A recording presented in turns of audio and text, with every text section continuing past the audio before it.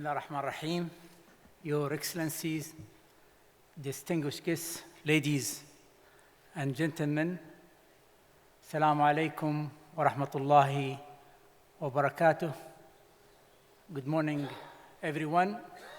It's an honor and pleasure for me to stand in front of you, and I welcome you all to this excellent conference. As I see here across the hall, a lot of attendees from different sectors. That by itself is a testimony of your care and commitment to protect the environment. In this case, we are talking about oil spills.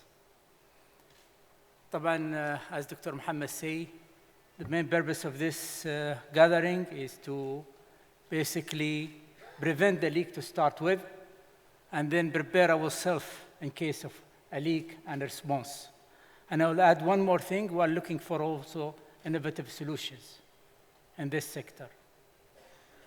I still remember the 1991 oil spill, Gulf War. More than 8 million barrels of crude from different sources continue leaking for months. It hit us from the north, coming to Ras Al Khair. We were really not prepared. It was the biggest leak ever in the history. Some estimates goes to 11 million barrels.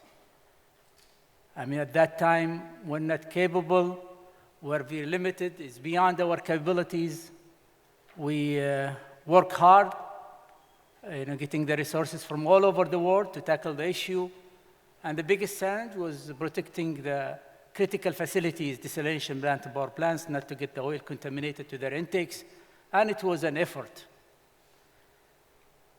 Since then, I would say that the region went through great transformation, establishing oil spill contingency plan, response teams, spill training programs, running regular oil spill drills, engaging in regional and international oil spill response committees. Also in Aramco, acquire equipment, stocks of material, critical, located in critical places needed, a stockpile of them. We acquire, tractors and airplanes to help us, spray the chemicals. And also, the Gulf countries engage in global and regional platforms for collaboration. And I would say, yeah, we did a lot, but still we are vulnerable. And I am repeating the previous speaker's talk. We are very much, vulnerable. We move millions and millions of barrels, in the Gulf and in the Red Sea. Last week, we've been tackling this, Iranian tanker in the Red Sea, and it's a challenge, with the oil spilled during that time. But I would say that, we're still vulnerable. Are we ready? Again, the more drills we do, as Dr. Muhammad says, the better we are. And I would say that the challenge continues to be more collaboration needed and acquire the latest technology available, be on the top of it, and also be part of committees, subcommittees, IMO.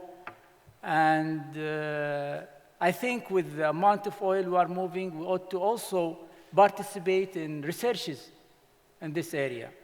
We were looking into, all the equipment, and I found this equipment, they've been for long, I wouldn't say primitive, but, it did not look to me that we had developed that sector much. And I think with the amount of crude we are moving and the vulnerability we are in, we ought to also, look for different solutions and develop and get into research. This is what we are Aramco right now, and I had +3 right now researchers through our research centers, just in this area where extracting the crude and the sheen and all of that. I would say that I will emphasize on this and think we can collaborate on that. Look at the areas we think we have a big gap and look, is there a solution? No, then we ought to develop, and we shoot that as a target for us. And I think this is one of the things also we could collaborate more on that.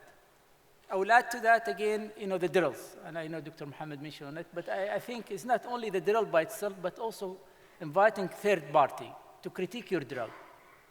Just doing a drill and you say, oh, you did 12 drills, 15 drills, 30 drills, is not is not the number of drills, and while it is actually identifying the gaps. Where are those gaps? And address them properly.